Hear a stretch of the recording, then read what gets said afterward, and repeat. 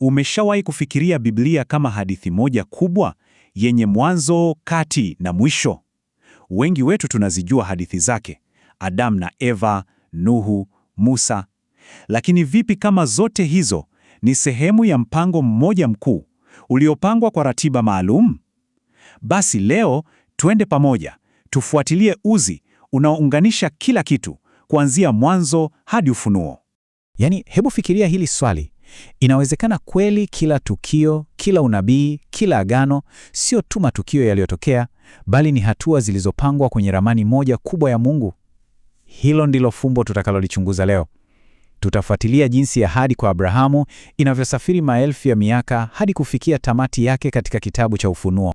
Sawa, kila hadithi kubwa ina mwanzo, na safari yetu inaanzia na mtu mmoja katikati ya jangwa.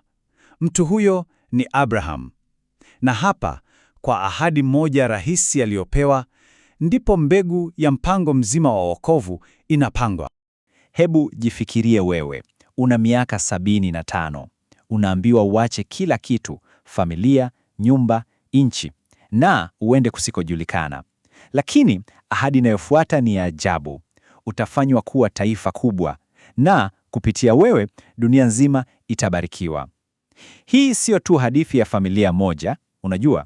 Huu ndio mwanzo kabisa wa mpango wa Mungu kwa ulimwengu wote. Na hapa ndipo mambo yanapokuwa ya kuvutia zaidi. Kabla hata hilo taifa halijazaliwa, Mungu anatoa unabii: uzao wako utakuwa mtumwa kwa miaka 400. Hii inaweza kuonekana kama habari mbaya, lakini ni uthibitisho wa ajabu. Inaonyesha kwamba hata mateso na changamoto ni sehemu ya ratiba, ikiandaa njia kwa ajili ya ukombozi mkuu ujao. Basi, miaka 400 imepita na unabii unaanza kutimia.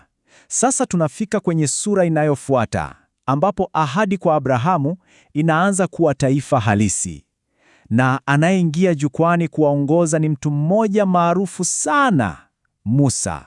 Sawa, baada ya kutoka Misri, uhusiano huu mpya unahitaji sheria, unahitaji mwongozo.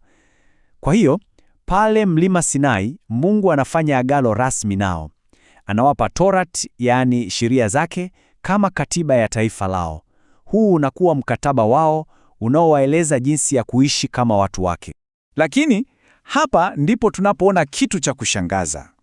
Hebu fikiria, umeona bahari ikigawanyika, umekula chakula kutoka mbinguni, ungedhani imani yako ingekuwa imara kama mwamba, sivyo? Lakini haikuwa hivyo.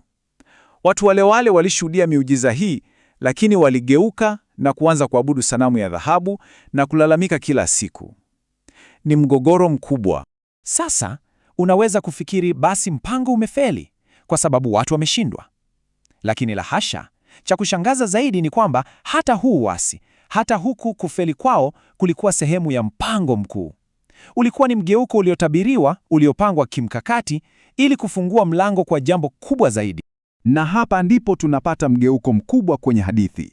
Musa mwenyewe, kiongozi wao, anatoa unabii. Anasema kwa sababu ya ukaidi wao, Mungu atafanya jambo lisilotarajiwa. Atawageukia watu wa mataifa, sisi tusio Wayahudi, na kuwapa wokovu. Na lengo lake ni kuamsha wivu katika Israeli, ili nao wamrudie, na hivyo baraka zienee duniani kote. Okay, hebu turuke mbele kwa karne nyingi sasa. Historia inaendelea na mpango wa Mungu unaendelea kufunuliwa. Lakini sasa tunafika kwenye fumbo la unabii uliofungwa kwa muhuri, unaoshikilia ufunguo wa kuelewa kitakachofuata. Na historia inathibitisha yote haya. Falme zao zilianguka, wakatawanyika duniani kote kwa karibu miaka 2000. Lakini kwa muujiza, na hili ni la ajabu, mwaka 1948 unabii ulitimia na taifa la Israel likaanzishwa tena. Hili linaibua swali muhimu sana. Hili sasa ndilo swali ambalo lazima uwe unajiuliza. Kama walikuwa na historia hii yote, kama walikuwa wanamsubiri Masihi, kwa nini wengi wao hawakumtambua Yesu alipokuja?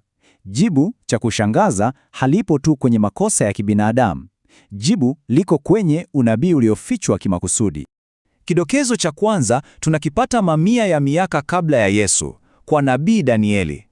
anapokea maono ya ajabu kuhusu siku za mwisho, alafu anaambiwa kitu cha kushangaza sana. Danieli, yafunge maneno haya, weka muhuri kwenye kitabu hiki hadi wakati wa mwisho. Yaani, ndio hili sasa. Kutomtambua kwao Masihi hakukuwa bahati mbaya. Ilikuwa ni sehemu ya mpango wa Mungu. Ule unabii wa Danieli ulikuwa kama pazia lililowekwa na Mungu mwenyewe, likificha ukweli kamili hadi wakati sahihi wa kuufunua ufike. Sasa, hebu tufike kwenye kilele cha yote. Hapa ndipo pale pazia linaanza kufunuliwa. Hapa ndipo unabii wa kale kutoka Agano la Kale unakutana uso kwa uso na ufunuo wa mwisho katika Agano Jipya. Hapa ndipo tunapoona jinsi mpango huu utakavyokamilika.